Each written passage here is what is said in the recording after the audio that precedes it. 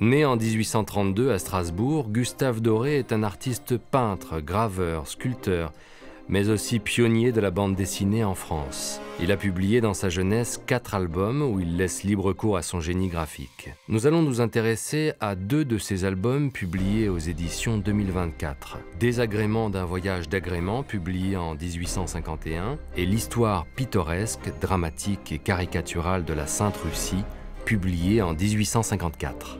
Gustave Doré dénonce dans ce dernier le caractère despotique des tsars et les mœurs barbares du peuple russe, l'ennemi désigné de la France pendant la guerre de Crimée.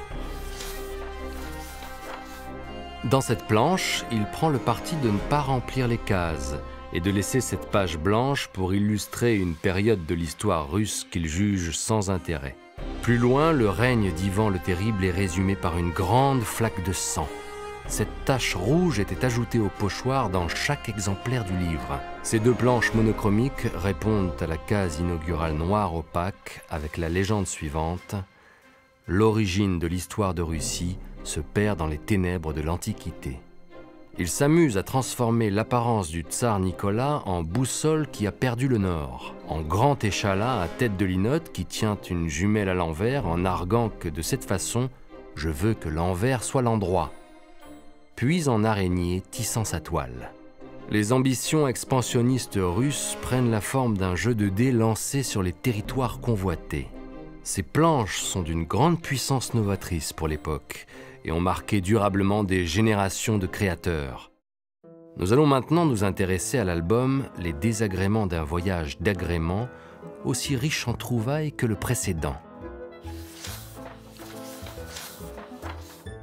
Dans cette satire du tourisme alpestre, alors en plein développement, nous découvrons César Plumet, le protagoniste de ce voyage d'agrément. Reconnaissable à sa petite taille, à sa casquette à la visière démesurée et à son carnet de croquis, il incarne une caricature de touriste beauf et petit bourgeois.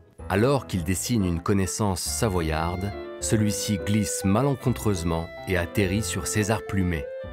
Il en résulte une mise en page audacieuse, barrée par le coup de semelle que vient de recevoir en pleine figure et sur son album, notre personnage. La narration s'articule ainsi en 7 dessins autour de cette empreinte.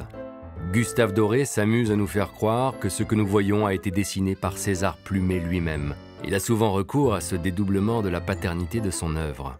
Dans cette autre planche, Madame Plumet, restée au chalet, suit d'un œil inquiet l'ascension du Mont Blanc par son mari. Ces 3 planches, composées de 17 vues circulaires, représentent ce qu'elle est en train d'observer. Jeux d'ombre, traces de pas isolés, puis qui se mélangent au visage, car selon le narrateur, nous tombions à chaque pas, vue microscopique, ascension, puis descente du Mont Blanc.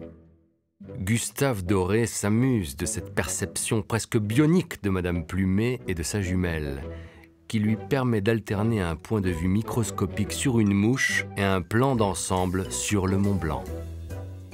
Doré glisse une scène dont on retrouvera maints exemples dans l'histoire de la bande dessinée. Il met en scène dans cette planche la rencontre entre le personnage et son créateur.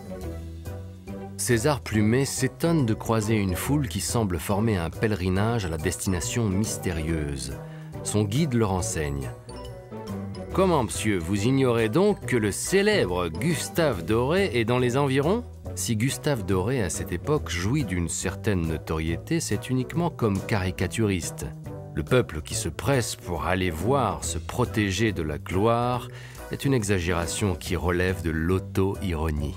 Curieusement, lorsque César Plumet débusque l'artiste dans un bas-fond sauvage, la foule s'est évaporée et ils peuvent avoir un tête-à-tête. Doré est occupé à peindre sur une immense toile une scène mystérieuse montrant un homme couché à terre en train de se vider de son sang.